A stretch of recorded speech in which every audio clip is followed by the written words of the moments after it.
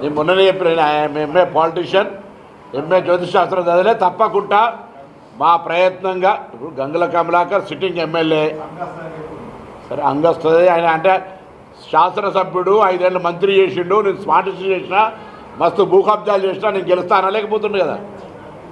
మేము తప్పకుండా ప్రజలు మమ్మల్ని గెలిపిస్తారనే విశ్వాసం ఉంది. మెజార్టీ సీట్లు వస్తాయి, రావాలని కోరుకుంటున్నాం. మా నాయకత్వం అంతా సమిష్టిగా మేము ఎన్నికలను ఎదుర్కొన్నాం. ప్రజలు మమ్మల్ని ఆశీర్వదిస్తారని విశ్వాసం వ్యక్తం చేస్తాం.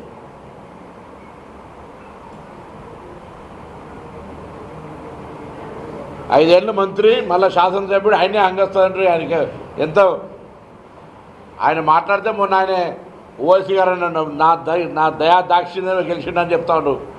మళ్ళీ ఆయన బీజేపీలో కలుస్తాడని చెప్తాడు. ఆయన రాజకీయ భవిష్యత్తు ఆయనకే తెలియదు. మనం ఇలా చూస్తాం జీబులకే గుంజి ఒక మాజీ మంత్రి, శాసనసభ్యుడు చట్టంలో ఏ పద్ధతిలో వ్యవహారం చేయాలో కూడా తెలియనట్టుగా నేను టీవీలో చూసిన. జీబులకి దించి దౌర్జన్యంగా ఇట్లా అనుకుంటూ పోతా ఉంటాడు.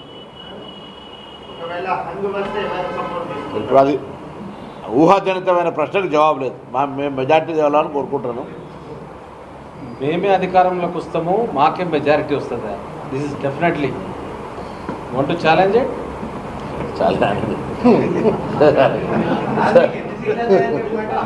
అరే మెజారిటీ ఎంత 40కి వస్తాయి. 40 వస్తున్నాం మేము. 40 స్థానాల్లో 40 స్థానాల్లో కాంగ్రెస్ పార్టీ గెలుస్తుంది. 40 పై చిలుకు. Right it down.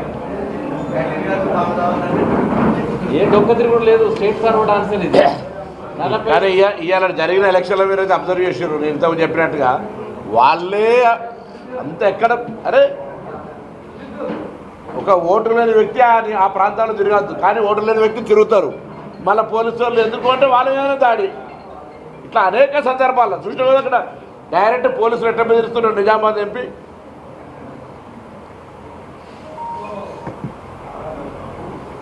ఇవన్నీ మీరు కూడా దయచేసి నోట్ చేసి పెట్టుకొని అడగాలి. మళ్ళీ ఎప్పుడన్నా మీరంతా కోతుల పెడద వద్దట, దోమల పెడద వద్దట, కుక్కల పెడద వద్దట.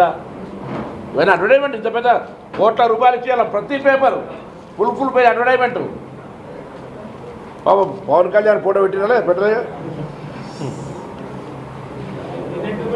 పెట్టలే 2 రోజులు కంటిన్యూ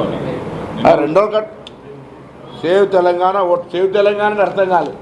తెలంగాణ ఏర్పాటును తల్లి ఉట్టి బిడ్డ చచ్చిపోయింది అని సాక్షాత్ పార్లమెంట్ అవమానపరిచిన వాళ్ళకు తెలంగాణలో ఓటు అడిగే హక్కే లేదు. తెలంగాణకు 2 బడ్జెట్లో ₹1 నిధులు ఇవ్వడానికి అసలు అడిగే హక్కే లేదు.